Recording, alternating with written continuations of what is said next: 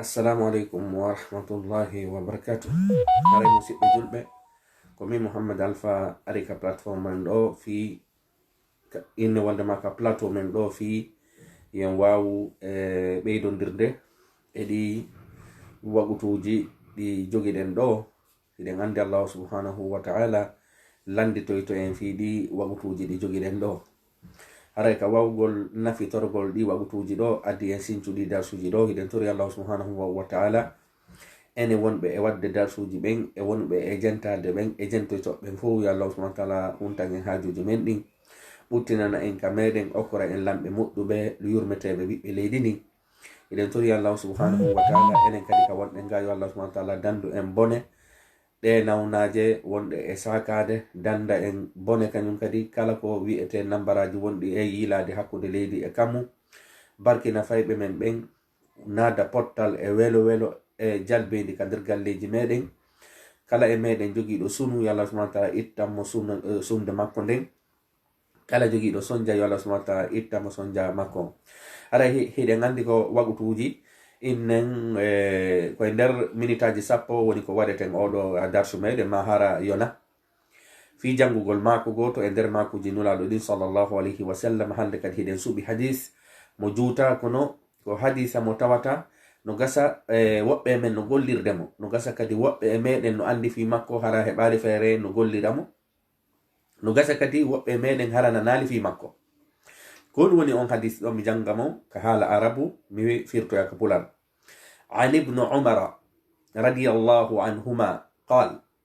qala rasulullahi sallallahu alayhi wa sallam abarru albirri an yasila arrajulu wudda abihi. abarru albir an yasila arrajulu wudda abihi. rawahu muslim. oɗo hadis kañum kadi kon ɗum faala en yetade ko hunde hittude.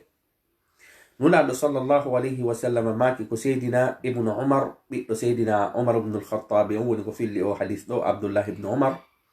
ɓe maki wondema ɓawo yo Allah subhanahu wa ta'ala yurme ɓe kamɓe e mawɓe maɓɓe ɓen ɓe maki nulaɗo sallllahu alayhi wa sallam maki abarru albirri ko ɓuri ɗiggude e nder ɗiggande ɗen fof sike moƴƴere ɓurde moƴƴude e nder moƴƴereji ɗin fof ko honɗum. sabu en ni albir ko dewal ala dewal ɓurgal ngal fof e nder dewe ɗen kadi ko honɗum an yasila rajulu ko yo gorko tokko wudda abihi yiɓɓe ɓen makko ɓen sike koya jokku en ɗan jatigiɓe baben ma ɓen e yumma ma ɓen e kotiraɓe ma ɓen. haray o hadis ɗo wonde mo weli gollitiro wonde mo wela gollitirde. piide misal sen wattani yili hoore meɗen e daray tawen simi yehi ɗo joni ka meɗen tawi baben an no wuuri ma yumma an no wuuri ɓe ɗettay lan ɓe naɓa min hiwroyo yiɓɓe maɓɓe ɓen e siɓɓe maɓɓe ɓen. no woodi noon buy e meɗen si tawi woni baben on tigi feƴƴini no ma yumma on tigi feƴƴini faydi so yehi hande kadi o tefata yumma makko ko homɓo naɓiɗo ɗon e mum jatigiɓe yumma makko ɓen jatigiɓe baben makko ɓen. oɗo no hadis ko faala en innude haray no jeeya e dewal kadi ɓurgal tiiɗude si baben ma feƴƴini ma si yumma ma feƴƴini ma si siɗɗo ma feƴƴini etagol ha jokkodira e ɓen ɓe mawɓe ma ɓen welduɗo e muɗum. eɗen andi haray hen no woodi ka nder quartieji ton woɓɓe hara no welduno e baben an moƴƴa hara ko yiɓɓe baben an num. haray ko sariya on inni haray yomi jokkodir e ɓen ɗon kadi mi waɗana ɓe komi waɗana heno kon baben an. hay so tawi woni mi waɗata mi okkataɓe 100% komi jonnaynoɓe kon ɓay haqqe wonɗo hakkude min e baben an on hino sertimi hakkude min e hedditiɓɓen. kono ɓe hadis on ko faala en innude ko wondema hino jeeya e dewal kadi ɓurgal hittude ya jokkodir e weldiɓe babe ma ɓen ma e weldiɓe yumma ma ɓen ma e weldiɓe inne wondema ɓadodiraɓe ma ɓen. yakami andi oɗo hadis ko faala en yetade haray jokkugol en ɗan kadi nayo mi jokkodir e weldiɓe baben am ɓen tun fotehi ɓe wuuri ñande ben an wuuri wo hande kadi mi yatami hiwro yiɓɓe maɓɓe ɓen. sariya on haray no ingini ɗum ɗon. Nayi mi jokkodir kadi e weldiɓe yumma am ɓen fote yumma an no wuri nyande yumma am feƴƴini o hande kadi hajo an ala e yawgol jokkodiroya e weldiɓe yumma am ɓen.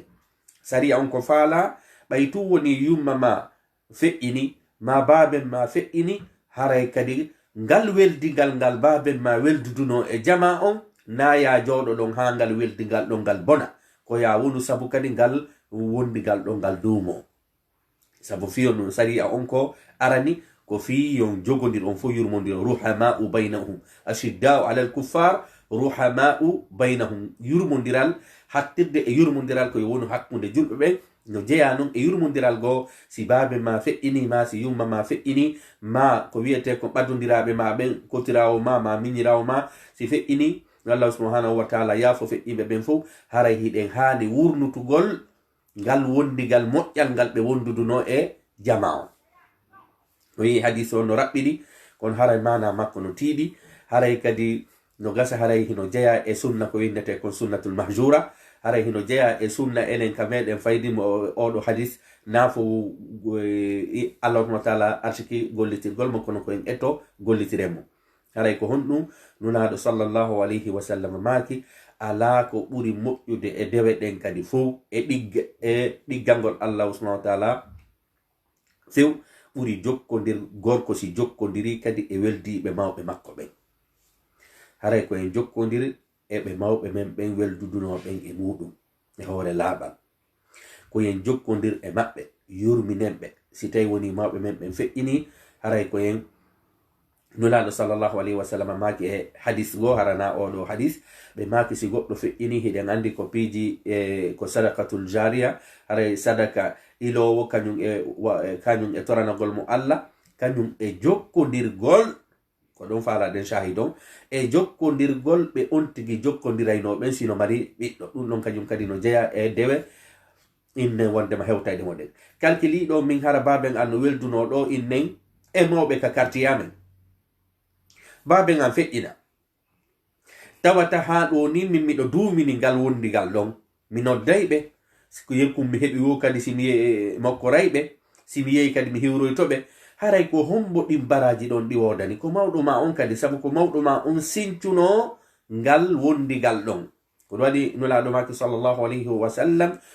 haray no jeeya e heɓowo baraji kadi tindinowo moƴƴere si mawɗo ma on sinkika moƴƴere heɓoto a aro yiɓayɓe feƴƴi e maɓɓe a tokkike e nden moƴƴere ɗon ya andu wondema nden moƴƴere ɗon kadi no wawi hewtude mawɓe ma ɓen innen kaɓe surraɗon.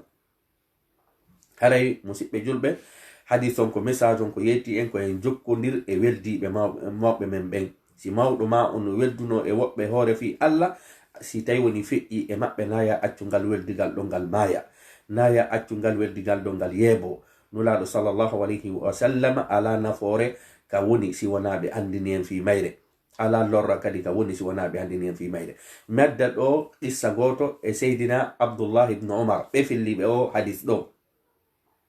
ñande go hari hiɓe fukkiti Makka hiɓe seppude ka désert hiɓe jogi mbabum maynen ngeloba ɓe seppi ha ɓe hewti nokkugo ɓe fowti kaɓe fowti ɗon aden fulasonkejo villageois jo aden burure ari tawiɓe kaɓe fowti ɗon ari fowti takko maɓɓe kono on arɗo fowti takko maɓɓe ɗon fulasonkejo on villageois jon on ɗon hari o seppay woni iɗen andi noon Makka si innama seppugol ka désert haray koyen imagine ko wano innen 55 degré ha 60 degré tawi wonɗo e seppude on neɗɗo ɗon tawi o ronkino seppugol ngol nangi gen no wuli. Seydina Ibnu Umar haynimo tum ɓayi ɓe fowtike anditimo wondema jaka ben makko no welduno e o. Seydina Abdullahi ibnu Umar anditi on gorko ɗon inni o gorko ɗo ko jatigijo babe ngam fewdu on tuma noon hari Seydina Umar kañum feƴƴinino ndaren ɗo Seydina Abdullahi ibnu Umar ko honɗum waɗani o gorko weldudunoɗo e mawɗo maɓɓe on ɓay woni ɓe fowtike ɓe fokkiti kadi seppugol Seydina Abdullahi ibnu Umar inni gorko on ƴawuka ngeloban ɗo maka mbabu ngan ɗo hara min joni mi seppay ka teddingol weldi ɗo mawɗo maɓɓe o. ɓay ɓe yehi seeɗa kadi hari seydina abdoullah ibne umar kadi no hippi metelol, ɓe detti kadi metelol ngol ɓe jonnoya ɓeni hippogol fiita nangue ngel tappu salama o. holli wondema seydina abdoullah ibne umar ko jippani ka oto maɓɓe ɗum hin way wa hande si tawi woni hiɗa jogiiɗo oto fotta e weldiɗo babe maɗa naɓoraɓe. seydina abdoullah ibne umar teddini o gorko villageois ɗo tawata alaka hikki kanko himo wodi kaw hikki, o teddini oɗo par ce que ko weldiɗo mawɗo makko on. haray enen kadi wakkilo ɗen weldi den e weldi eɓe mawɓe men ɓe weldudunoɓen, naɓi den eɓe mawɓe men ɓe naɓidunoɓen, si tawi woni koye hoore moƴƴere ɓe naɓiduno. joni noon haray en andi wondema sariya on ko faala ko moƴƴi sinati hakkunde meɗen na ko moƴƴi koyo maayo, ko moƴƴi kon koyo rimu. hande noon a yiyay ɗo jamanu meɗen mi anda wondema baben an e baben kaari no weldi, kono min misaloyo men weldu, ɗum ɗon fof ko ellaji. ko ɓuri moƴƴude kala mo anduɗa no welduno e baben ma ko ya ndaru si on welday, ko ya ndaru si on welday, sabu so weldi ko baben ma sincuno nden hunde, ko yumma ma sincuno nden hunde, hande kadi moƴƴere nden hewtayɓe. haray musidɓe julɓe, nulaɗo sallllahu alayhi wa sallam maaki wonu saabiwal moƴƴere, kala ka moƴƴere udditoto wonu saabiwal mum. ɓe maaki kadi wonu saabi kala ka bonere fermete, kala ka bonere uddete wonu kadi ngal saabiwal. haray julɗo on ka o yaari wo ko moƴƴere, si o woli ko moƴƴere o haalata, si tawi woni himo yawde kadi ko e hoore moƴƴere kadi kaka moƴƴere waɗata. haray wurniten ɗi sunnaji ɗo ko sunnaji ɗi tawata hara buy e meɗen hande kadi faydi ala e tefude. mawɗo an kon mo jokkodirno, mawɗo an konto yiɓɓe baben an ɓen, konto yiɓɓe nenan ɓen, konto yiɓɓe ɗum ɗo. haray en inna wondema ko yo ɓeydan hoorema dépense, kono konngol moƴƴol tum yoni.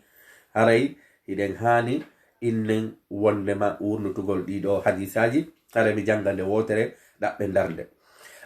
عن ابن عمر رضي الله عنهما قال قال رسول الله صلى الله عليه وسلم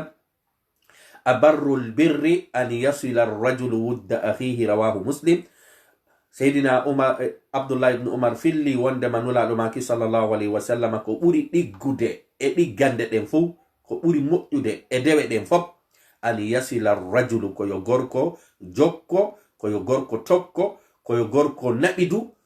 wudda abihi weldiɓe mawɓe makko ɓen. hara hiɗen tori allahu subhanahu wa ta'ala